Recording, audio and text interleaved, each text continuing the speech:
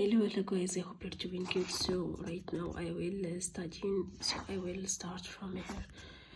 For a time the gray cup no longer went near the cave's entrance. His family knew from his mother to stay away from it. The feeling of fear was also growing in him, and fear too kept him away from this circle of light. When his mother went out and he slept most of the time, but when he was awake he kept very quiet and he stayed away from the cave's entrance.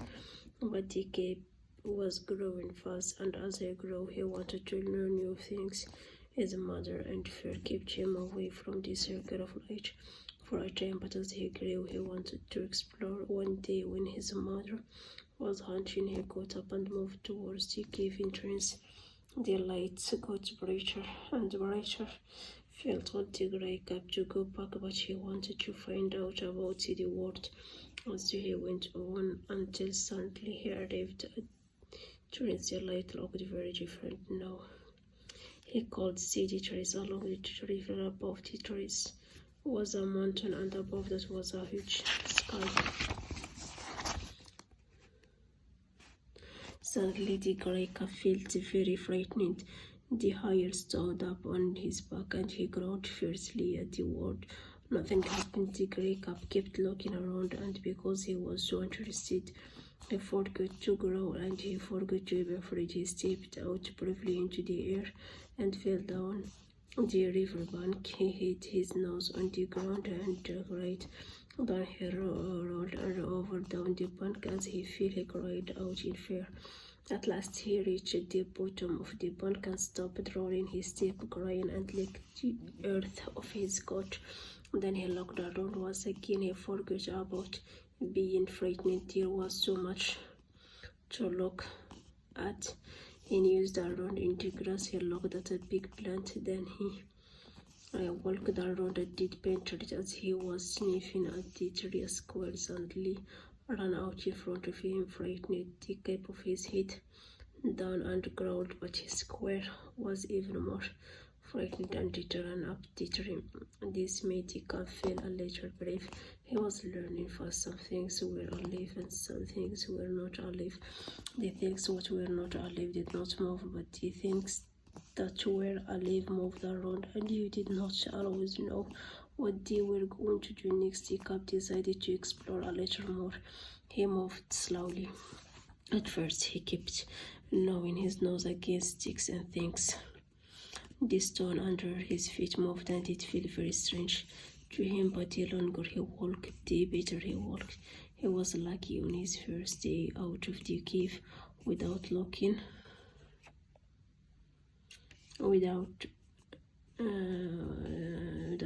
for it. He found me just outside his cave door. He stepped through a bush and fell into a hidden ptarmigan nest. He sat up and found himself looking at Stephen baby drumming. They were making a lot of noise, and he felt frightened at first, but then he saw that they were very small. However, he put his paw on one of the birds. It moved across. He smiled and it kept in his mouth, and suddenly he felt very hungry. He closed his teeth and warm blood ran in his mouth. It felt good, so he ate the ptarmigans one by one. As he came out of the bush, he suddenly heard a loud noise. The mother ptarmigan ran towards, started hitting him with her wings. At first he did his head between his paws and cried, and he got angry. He bit into one of her wings and pulled. The ptarmigan pulled back, still hitting the cup with her other wing. The cup felt excited. This was his first fight. His life things was meat, and he wanted to kill it. Nice. He held onto the wing, growing between his teeth. The ptarmigan kept screaming and hitting him with her free wing. Then at last she stopped moving. The cup and the ptarmigan lay on the ground and looked at each other. Then the ptarmigan picked the cup nose with her beak. He pulled back, still holding on the bird's wing. She picked him again and again. Suddenly the cup forgot the existence to fight, crying. At last Let go Ptarmigan. He turned the road quickly and ran across to some bush. There he lay down to rest, his nose still hurting. But as he lay there, the grey cup was suddenly frightened. Once more he could feel that something terrible was going to happen. He felt a rush of air on his face, then lurched slightly down and took hold of the ptarmigan. The ptarmigan screamed with fear as the hawk cried it up. The cup lay in the bush for a long time. He had learned many things.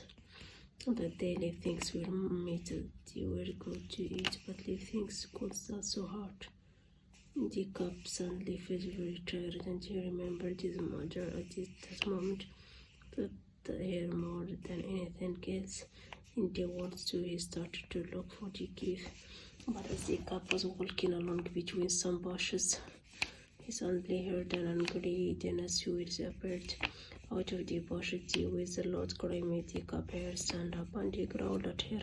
She came closer and closer, and suddenly she jumped at him, beating into his throat. At first the cup growled and dared to fight, but his growl became a frightened little cry. He did not want to fight anymore. He just wanted to get away, but the weasel held on hard, pressing down with her teeth. The grey cup was lucky that day. The she-wolf came running through the bushes. The weasel let go of the cup and bit into the she-wolf's throat, but the she-wolf drew her head back, shaking the weasel off. The weasel flew up into the air, and the she-wolf caught it in her mouth. She pressed her teeth down hard.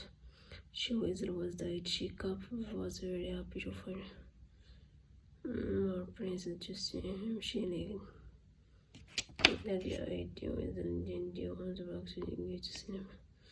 First adventure, Jacob started to learn quickly every day away from home, but when he was tired, he found his very way back to the cave to understand how strong he was, and he was starting to know when he should be careful. He no longer feared over or worked into things of it like his mother quickly and silently.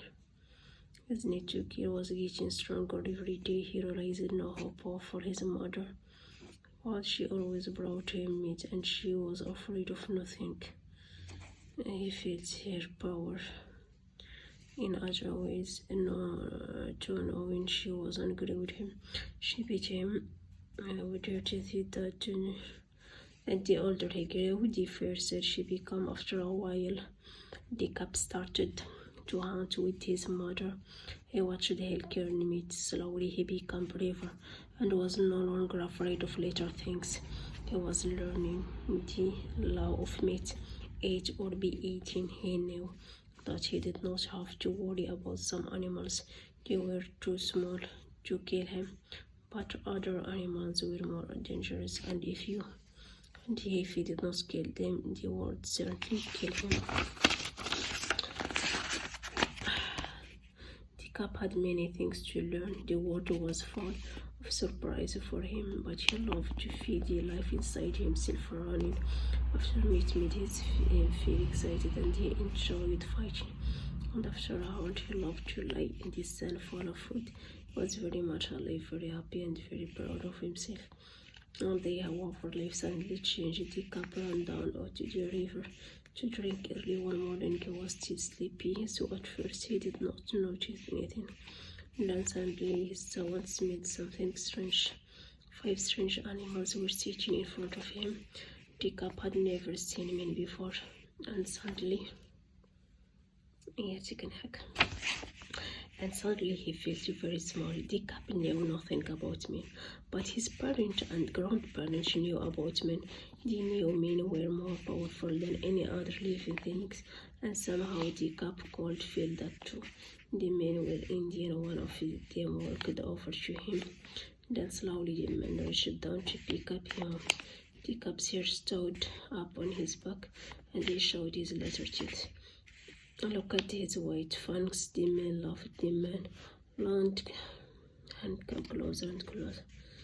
Ali beat him, and at once the man hit him on the head, and the cup fell into his side. Suddenly the cup forgot all about the 4 men laughed even more loudly, and she cup cried. even more, but in the middle of his crying, he suddenly heard something. He gave one courage, and he stopped his nose and waited for his mother. Everything that was never afraid. She was fierce and powerful, and she was coming. Bye bye.